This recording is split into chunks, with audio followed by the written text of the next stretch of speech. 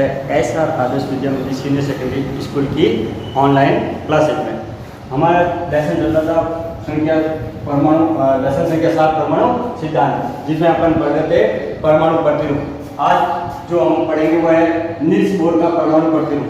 Niels Bohr ने अपने परमाणु प्रतिरूप में क्वांटम सिद्धांत, भौतिक विज्ञान का एक सिद्धांत है, और भौतिक विज्ञान की क्वांटम सिद्धांत का उपयोग करते हुए परमाणु की संरचना को समझाने का प्रतिरूप दिया, जिसे नील्स बोर की परिकल्पना कहते हैं। नील्स बोर ने अपने परमाणु प्रतिरूप को समझाने के लिए हाइड्रोजन परमाणु को उपयोग किया, अर्थात हाइड्रोजन परमाणु का उपयोग करते हुए परमाणु की प्रतिरूप की संरचना को समझाने का प्रयास किया। उनका पहला पॉइंट था परमाणु के केंद्रीय भाग नाभिक होता है, जिसमें प्रोटॉन होता है, अर्थात परमाणु का जो भी परमाणु है परमाणु गोलाकार आकृति का होता है, और इस गोलाकार आकृति का जो केंद्रीय भाग है वो केंद्रीय भाग नाभिक कहलाता है।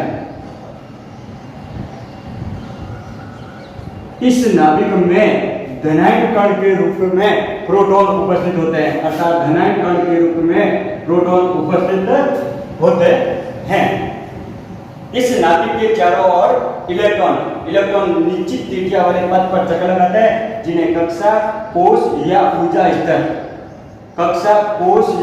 स्तर कहते हैं। अर्थात नाभिक से निश्चित दूरी पर इलेक्ट्रॉन चक्कर लगाते हैं। इनको कोश या ऊर्जा स्तर कहा जाता है। तो ये हमारा नाभिक है, और नाभिक के बाद में ये कोश है और ये कोश है। इन कक्षाओं को या कोशों का मान पूर्णांक में होता है। जो ये कोश बनाए गए जहाँ पर ये इलेक्ट्रॉन चक्कर लगाते हैं, इनका मान हमेशा पूर्णांक है। जैसे ये पहला कोश है, ये दूसरा कोश है, ये तीसरा कोश है, और अगर घेरा बनाया जाए तो आपका क्या बन जाएगा, चौथा कोश बन जाएगा। अर्थात इनका मान पूर्णांक में 1 2 3 4 5 की संख्या में होगा, या इनको K L M से भी प्रदर्शित किया जाता है। अर्थात पहले कोश को K से, दूसरे को L से, तीसरे को M से, और चौथे कोश को N से प्रदर्शित किया जाता है। तो इनका मान पूर्णांक में या K L M N और आगे बढ़ते जाएंगे तो उनसे प्रदर्शित किया जाता है। और इनकी जो दूरी है वो निश्चित होती है। पहले कोश की दूरी निश्चित होगी, दूसरे कोश की दूरी निश्चित होगी, तीसरे कोश की भी दूरी निश्चित होगी, और निश्चित दूरी का वर्ताकार जो पथ होगा उस पथ को ही कक्षा, कोश या ऊर्जा स्तर कहा जाता है। नेक्स्ट, n का मान नाभिक से दूरी बढ़ने के साथ साथ बढ़ता जाता है। n यहाँ पर कोशों को ही n कह रहे हैं कि जो कोश है इनको n से प्रदर्शित किया जा रहा है, ऊर्जा स्तर या जो कोश है या कक्षा इनको n से किया जा रहा है। तो यहाँ पर n की वैल्यू 1 है, यहाँ पर n की वैल्यू 2 है, यहाँ पर n की वैल्यू 3 है, और यहाँ पर n की वैल्यू 4 है। तो जैसे जैसे n का मान बढ़ता जाएगा, नाभिक से दूरी बढ़ने के साथ साथ में n का मान भी बढ़ता जाएगा। तो पहले के लिए नाभिक के पास में था तो n की वैल्यू 1 थी, दूसरा कोश नाभिक से दूर है, त्रिज्या बढ़ गई, दूरी बढ़ गई, तो n की वैल्यू 2 हो गई। तीसरे के लिए नाभिक से दूरी और बढ़ गई तो n की वैल्यू क्या हो गई, 3 हो गई। चौथे कोश के लिए नाभिक से दूरी और बढ़ गई तो इसकी वैल्यू और बढ़ गई, 4 हो गई। अर्थात जितनी दूरी बढ़ती जाएगी तो इसी प्रकार n का मान भी बढ़ता जाएगा, और जैसे जैसे n का मान बढ़ता जाएगा उसकी ऊर्जा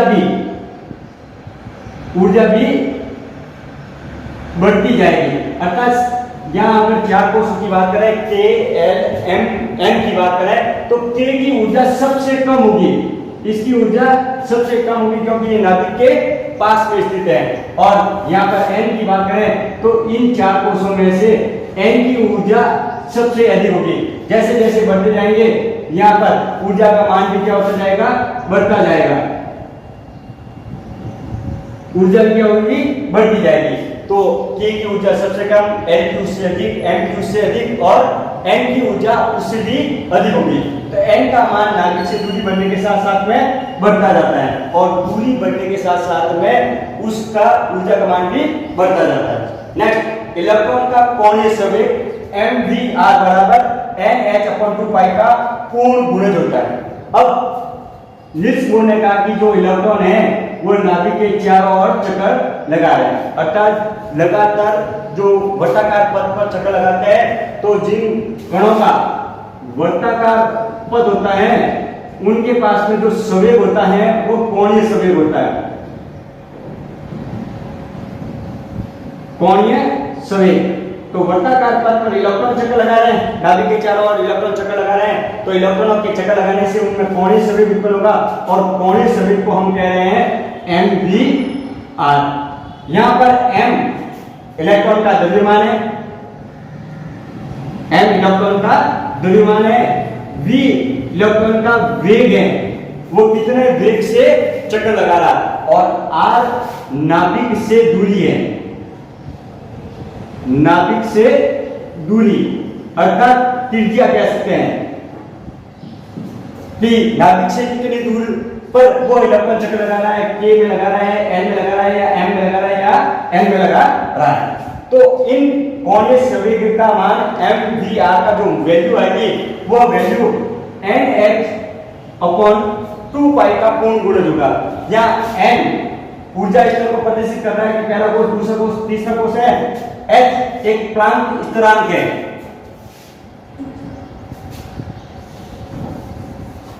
h आपका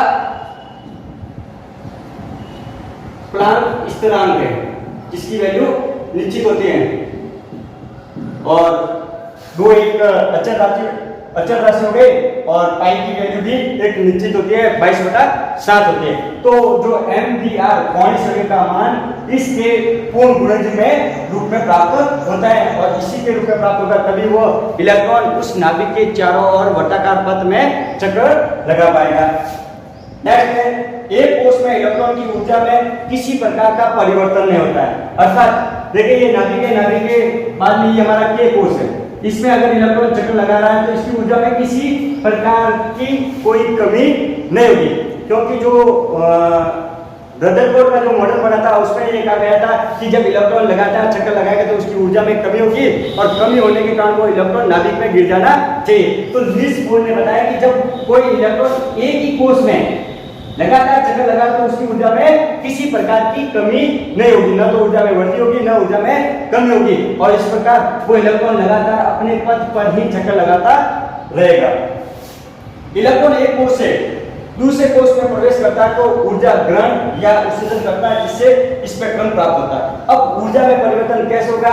जब कोई इलेक्ट्रॉन एक कोष से दूसरे कोष में या दूसरे कोष से पहले कोष में प्रवेश करता है तो उसकी ऊर्जा में परिवर्तन होता है। जैसे हमने कहा कि जैसे जैसे नीचे की ओर बढ़ते हैं KLMN तो ऊर्जा में वृद्धि होती है। तो जब कोई इलेक्ट्रॉन K से L में प्रवेश करेगा तो उसको क्या होगी? ऊर्जा की आवश्यकता होगी।